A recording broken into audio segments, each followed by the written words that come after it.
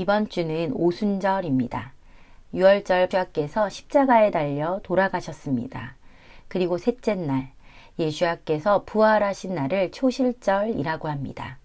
부활의 첫 열매가 되셨다고 우리가 익히 아는 초실절은 보리단을 처음으로 수확하는 날입니다. 하나님이 주신 이스라엘 땅, 가나안에는 7가지 열매가 있습니다.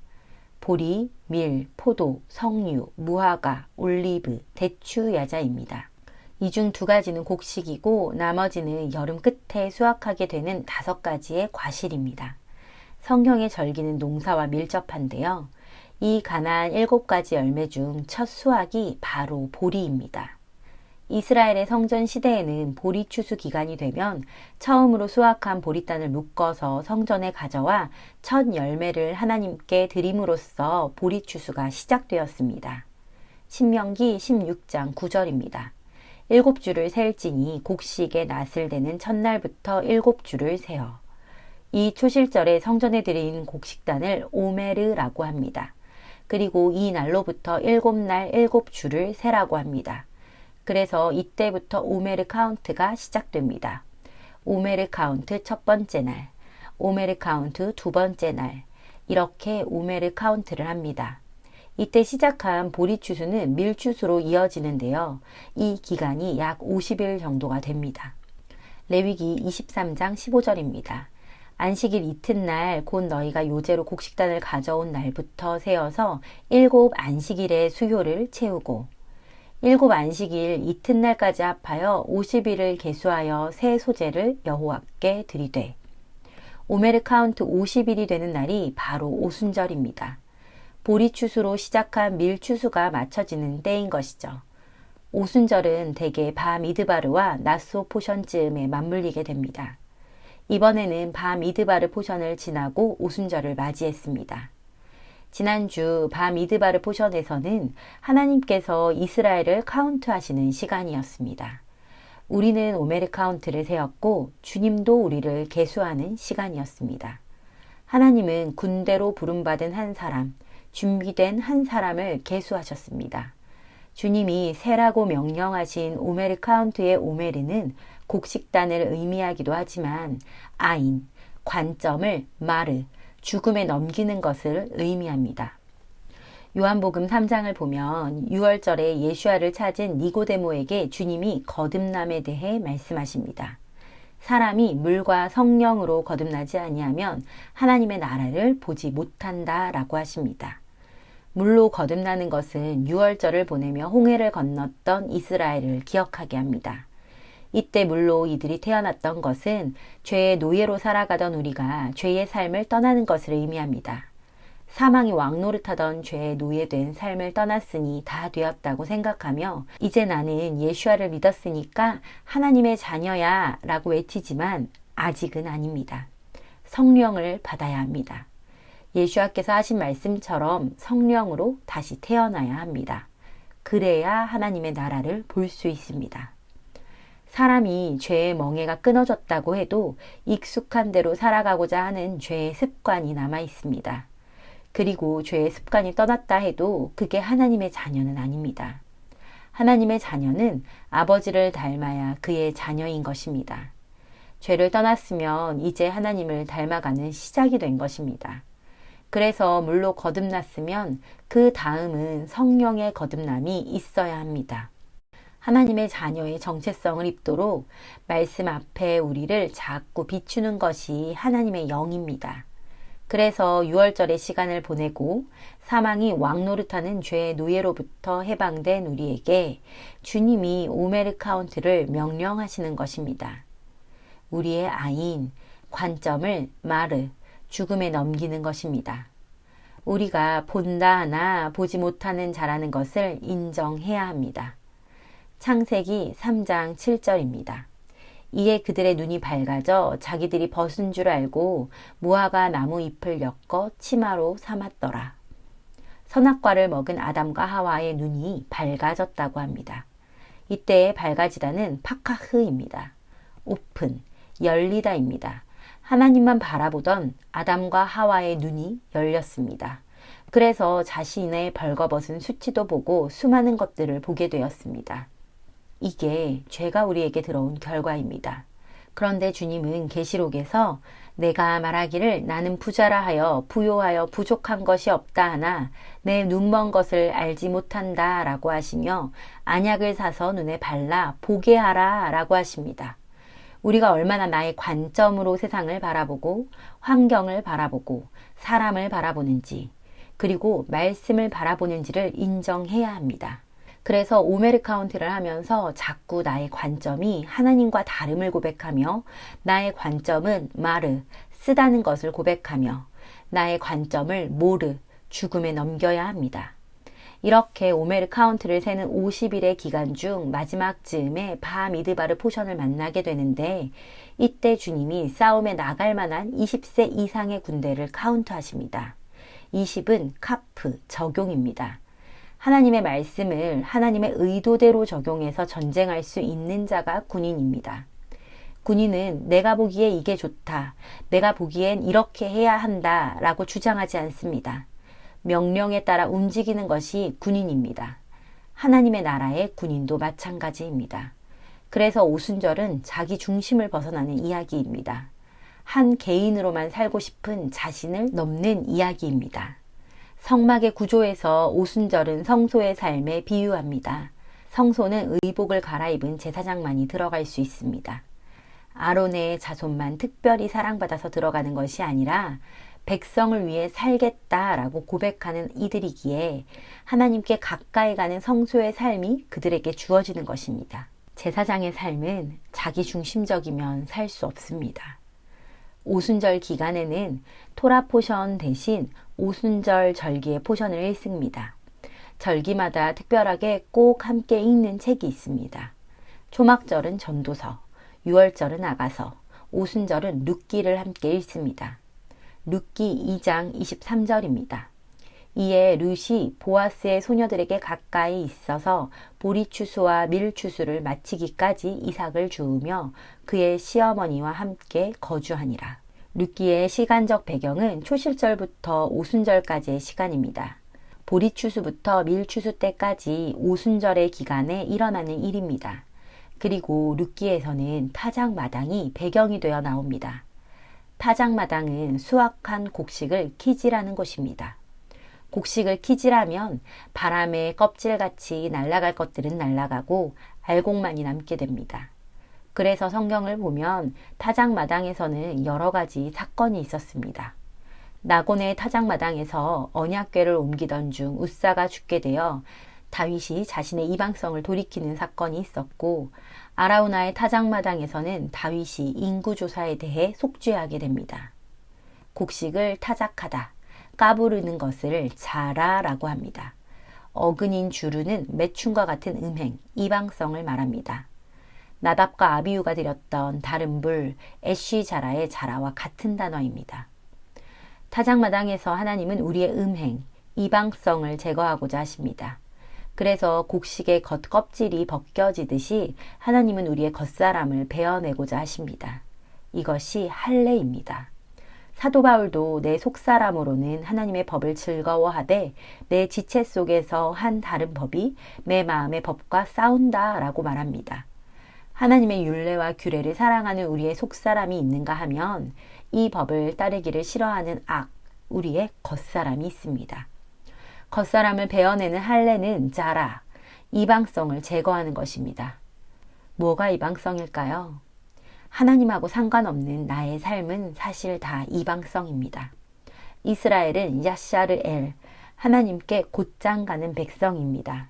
그리고 이들은 이브리, 건너간 자들입니다. 내 중심에서 하나님 중심으로 건너간 자들, 이것이 이스라엘이며 장자이며 하나님의 신부이며 제사장된 나라의 정체성입니다. 처음에는 육체적인 이스라엘에게만 하나님이 두신 역할이었지만 베드로전서 2장의 말씀처럼 너희는 택하신 족속이여 왕같은 제사장이라고 하시며 예수아를 통해 이제는 온 열방에까지 확장하시며 하나님의 백성에게 주고자 하시는 정체성입니다. 그래서 예수아께서 유월절에 십자가에 달리시고 초실절에 부활하셔서 40일간 오메르 카운트를 하는 기간 동안 이 땅에 계셨고 하늘에 오르시며 제자들에게 하신 명령이 내가 너희에게 분부한 모든 것을 가르쳐 지키게 하라 였습니다. 이것이 예수와께서 이 땅에서 유월절 어린 양이 되셔서 회복하고자 하셨던 뜻입니다. 모든 사람이 이스라엘이 되게 하는 것, 모든 사람이 하나님이 창조하셨던 모습으로 회복하도록 하나님의 말씀을 가르쳐 지키게 하는 것, 그래서 이를 위해 하나님의 성령을 보내시는 것입니다. 마태복음 28장 19절입니다. 그러므로 너희는 가서 모든 민족을 제자로 삼아 아버지와 아들과 성령의 이름으로 세례를 베풀고 내가 너희에게 분부한 모든 것을 가르쳐 지키게 하라. 볼지어다. 내가 세상 끝날까지 너희와 항상 함께 있으리라 하시니라. 우리가 주님을 사랑하지만 우리의 육신의 한계, 겉사람의 한계가 있습니다. 우리가 애써봐야 얼마나 하나님의 율례와 규례를 가르쳐 지키게 할 수 있을까요? 아니, 그 전에 먼저 우리 스스로부터도 가르침을 받고 지키는 것이 어렵습니다. 그래서 곡식의 껍질 같은 겉사람이 타작되어야 합니다. 할례를 받아야 합니다. 그리고 속사람에게 성령이 임해야 합니다. 나의 영으로는 한계가 있습니다. 우리가 속사람으로는 하나님의 법을 즐거워해도 내 지체 속에 다른 법이 있기 때문입니다. 그래서 하나님이 원래 창조하신 대로 우리가 회복하려면 그분의 말씀을 배우고 지켜 행해야 하는데 하나님의 말씀은 말씀이 육신이 되어 오신 예수아이자 말씀 자체이신 하나님의 영이 우리 가운데 오셔서 우리가 하나님의 영으로 살아가야 합니다. 이를 위해 성령이 우리 가운데 오셔야 하는 것입니다. 그렇다면 방언받고 예언사역하면 성령을 받은 걸까요? 성령의 은사는 선물이라고 합니다. 성령은 하나님 곧 자체이십니다. 우리가 하나님을 안다고 해서 은사를 받았다고 해서 하나님의 영으로 살아가지 못합니다. 성경은 성령을 충만히 받으라고 말합니다. 성령을 가득히 받아야 내 영이 아니라 하나님의 영으로 살 수 있기 때문입니다. 이 삶을 사모하시나요? 그런데 이 삶은 결코 나의 번영과 안위를 위한 삶은 아닙니다. 육신을 위한 삶이 아닙니다. 하나님을 위한 삶, 하나님의 나라를 위한 삶, 하나님의 백성을 위한 삶입니다. 이것이 하나님의 영으로 살아가는 제사장의 고백입니다. 룻이 나오미에게 했던 고백을 기억하시나요? 어머니 하나님이 나의 하나님이 되고 어머니의 백성이 나의 백성이 되시리니 어머니께서 죽으시는 곳에서 나도 죽어 거기 묻힐 것이라 라고 합니다. 굉장히 제사장적인 고백입니다. 제사장의 정체성을 가진 사람의 고백입니다. 아니, 저 안 돌아가고 어머니 따라가서 그냥 살래요. 같이 살아요. 이렇게 말할 수도 있었습니다. 그런데 룻은 정확하게 자기가 따라가는 게 그냥 사람 좋아서 가는 게 아니라 하나님을 따라가는 것이고 하나님의 백성을 위한 삶을 살겠다고 그로 인해 죽을지라도 함께 가겠다라고 고백하며 간 것입니다. 그렇게 도착한 이스라엘에서 룻이 한 일은 보리 나달을 줍는 일이었습니다. 천해 보이는 일, 누가 봐도 가난한 이방 여자, 과부였습니다. 고대 근동에서 집안에 남자가 없는 것은 보호가 없는 것을 말합니다. 보호함을 받을 수 없는 가련한 존재입니다.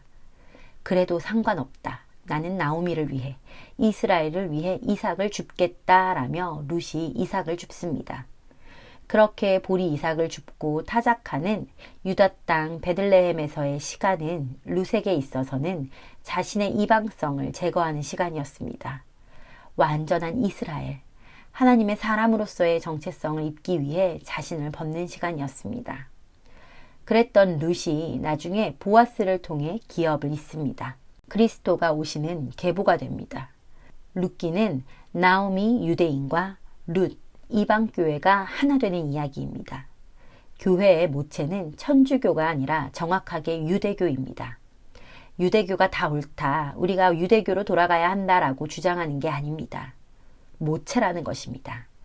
요한복음 4장 22절을 보면 예수와께서 이방 여인에게, 사마리아 여인에게 말씀하십니다.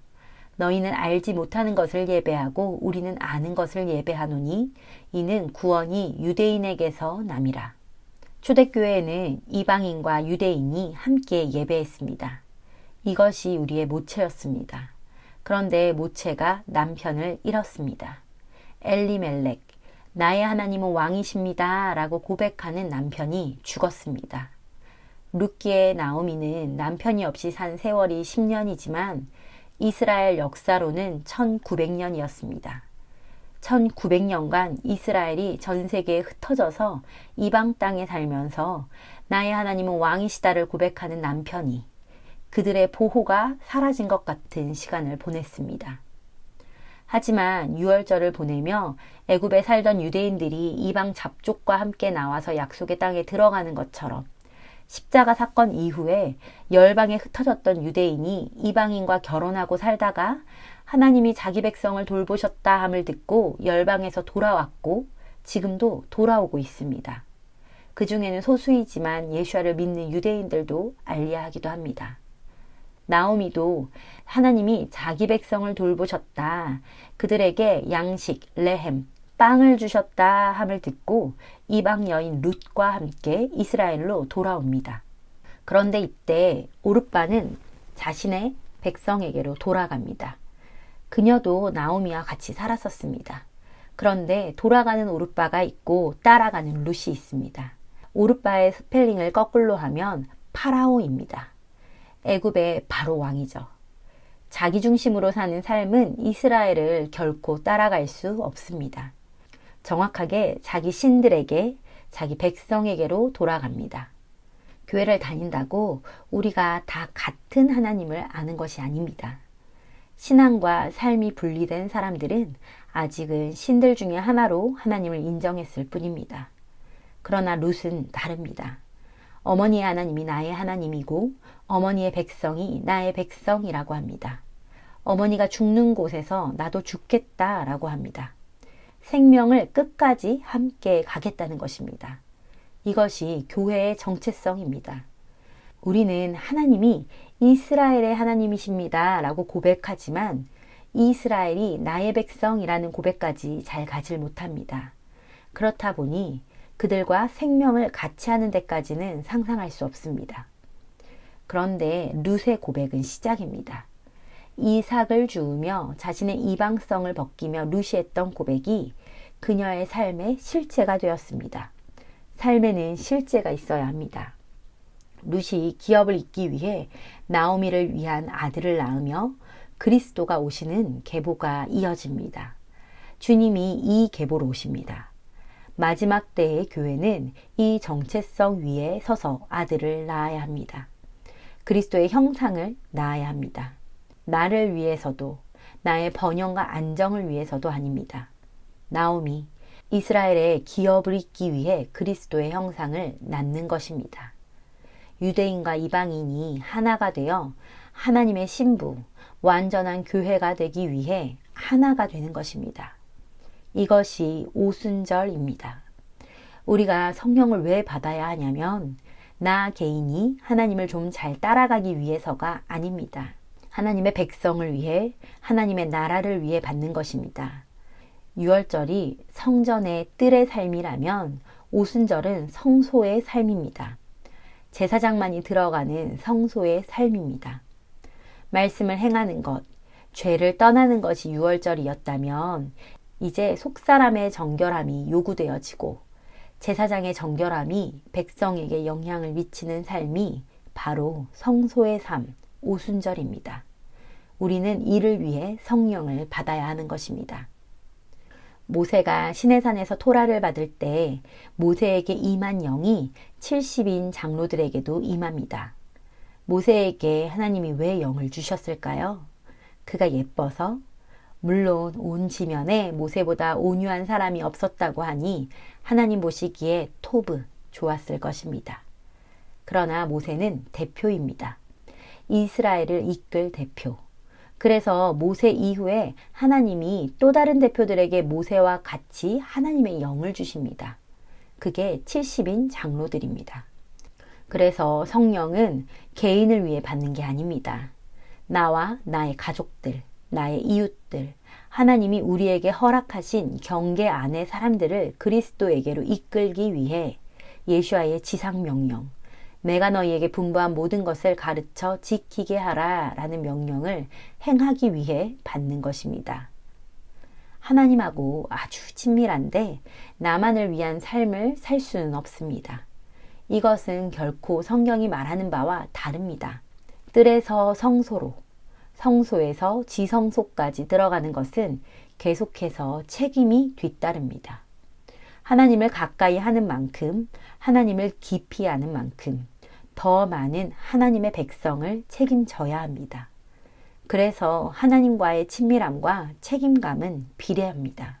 하나님과 친밀해지기를 소원하시나요? 이번 오순절 성령을 충만히 받아 성소의 삶으로 나아오시기를 축복합니다.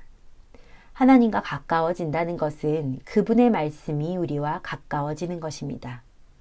오순절에 성령을 받은 우리 모두에게 하나님의 율례와 규례를 지켜 행하는 것이 삶의 가장 큰 기쁨이 될 것을 예수와의 이름으로 선포합니다. 그리고 우리의 가족과 우리의 이웃들에게까지 하나님의 말씀을 가르쳐 지키게 하는 제사장의 사명이 이 말씀을 듣는 모든 분들의 정체성과 사명이 되시기를 축복합니다.